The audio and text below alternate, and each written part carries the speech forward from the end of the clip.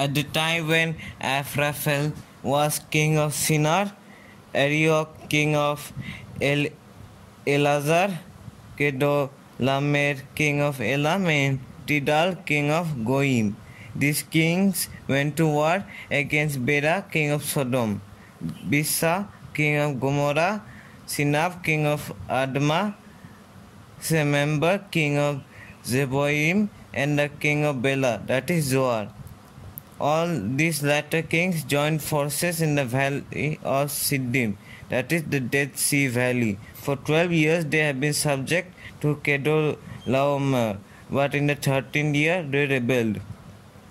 In the 14th year, Kedorlaomer and the kings allied with him went out and defeated the Rephaites in Ashtaroth, Karnaim, the Zuzitites in Ham, the Emites in Saveh, the Kiriathim, and the Horites in the hill country of Seir, as far as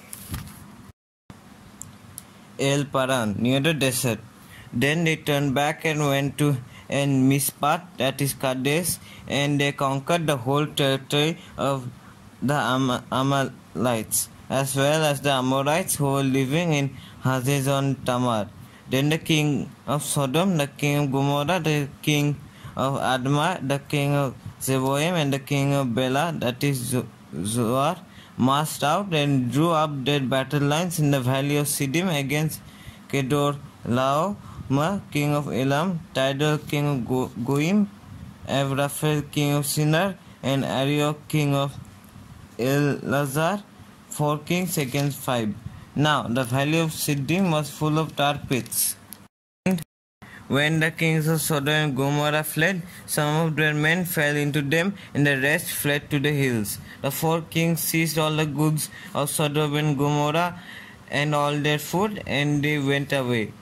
They also carried off Abram's nephew Lot and his possessions, since he was living in Sodom.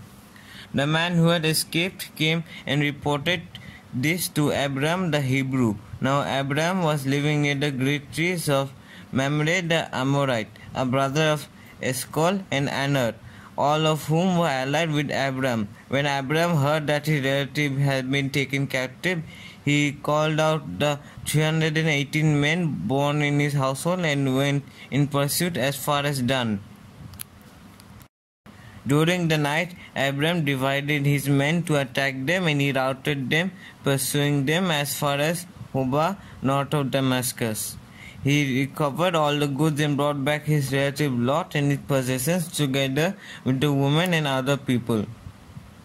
After Abram returned from defeating Kedorlaomer and the kings allied with him, the king of Sodom came out to meet him in the valley of Saveh, that is the king's valley.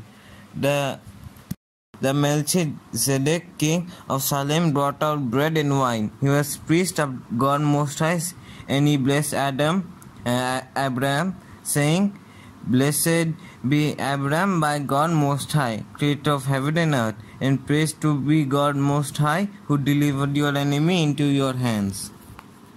Then Abram gave him a tenth of everything. The king of Sodom said to Abram, Give me the people and keep the goods for yourself.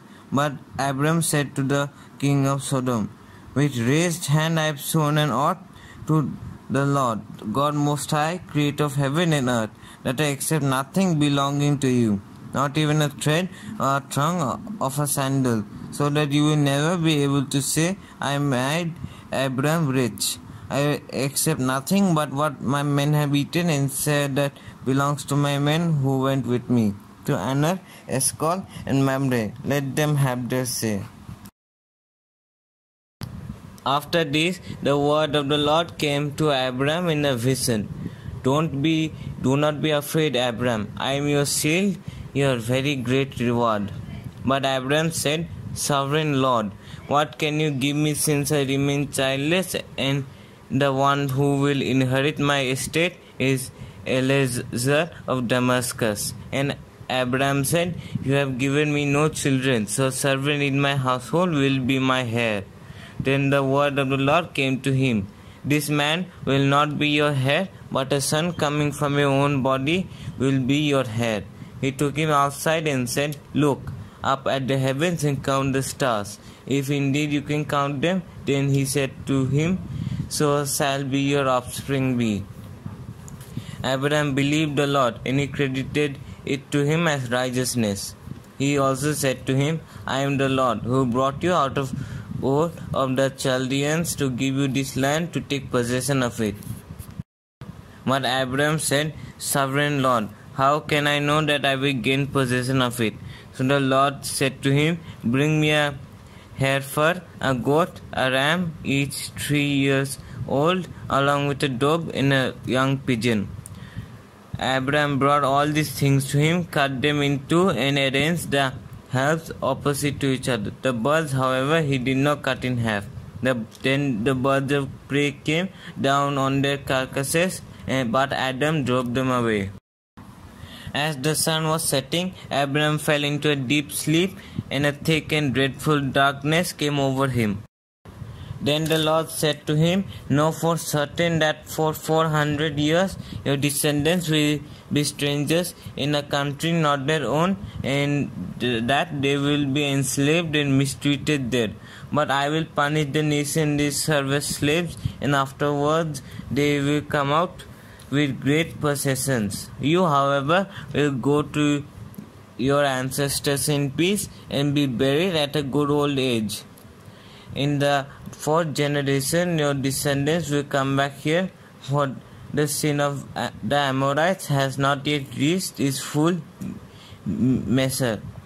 When the sun had set and darkness had fallen, a smoking firepot with a blazing torch appeared and passed between the pieces.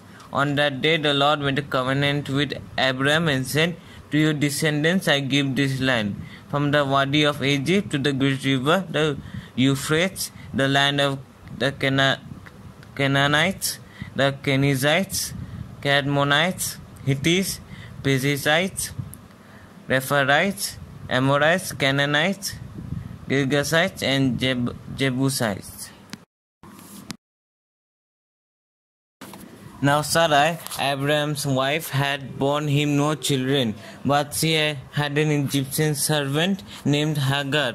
So she said to Abraham, The Lord has kept me from having children.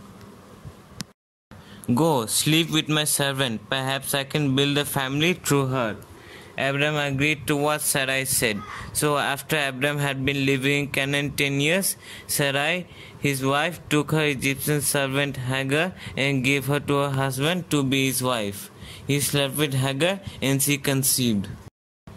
When she knew she was pregnant, she began to despise her mistress. Then Sarai said to Abraham, You are responsible for the wrong I am suffering. I put my servant in your arms, and now that she knows she is pregnant, she despises me. May the Lord judge between you and me. Your servant is in your hands, Abraham said. Do with her whatever you think best. Then Sarai mistreated Hagar, so she fled from her. The angel of the Lord found Hagar near a spring in the desert. It was the spring that is beside the road to Shur. And he said, Hagar, servant of Sarai, where have you come from and where are you going? I am running away from my mistress Sarai, she answered. Then the angel of the Lord told her, Go back to your mistress and submit to her. The angel added, I will increase your descendants so much that they will be too numerous to count. The angels of the Lord had also said to her, You are now pregnant and you will give birth to a son. You shall name him Ishmael, for the Lord has heard of your misery. He will be a wild donkey of a man. His hand will be against everyone, and everyone's hand against him. He will live in hostility towards all his brothers. She gave this name to the Lord who spoke to her. You are the God who sees me. For she said, I have now seen the one who sees me. That is why the well was called Beer Lahai Roi. It is still there, between Kadesh and Bered. So Hagar bore Abram a son, and Abram gave the name Ishmael to the son she had born. Abram was 86 years old when Hagar bore him Ismail. When Abram was 99 years old, the Lord appeared to him and said, I am God Almighty. Walk before me faithfully and be blameless. Then I will make my covenant between me and you and will greatly increase your numbers. Abram fell face down, and God said to him, As for me, this will be my covenant with you. You will be the father of many nations. No longer will you be called Abram. Your name will be Abraham, for I have made you a father of many nations. I will make you very fruitful. I will make you nations of you, and kings will come from you. I will establish my covenant as an everlasting covenant between me and your descendants after you for the generations to come, to be your God and the God of your descendants after you. The whole land of Canaan, where you now reside as a foreigner, I will give you as an everlasting possession to you and your descendants after you, and I will be their God. Then God said to Abraham, As for you, you must keep my covenant, you and your descendants after you for the generations to come. This is my covenant with you and your descendants after you, the covenant you are to keep. Every male among you shall be circumcised. You are to undergo circumcision, and it will be the sign of the covenant between me and you. For the generations to come, every male among you who is 8 days old must be circumcised, including those born in your household or brought with money from a foreigner. Those who are not your offspring, whether born in your household or bought from your money, they must be circumcised.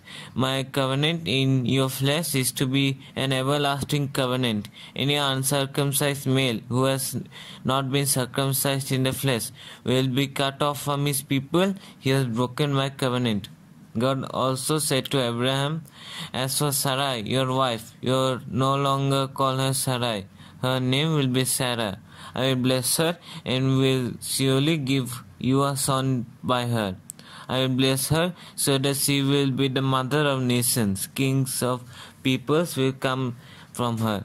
Abraham fell face down. He laughed and said to himself, Will a son be born to a man 100 years old? Will Sarah bear a child at the age of 90? And Abraham said to God, If only Ismail might live under your blessing.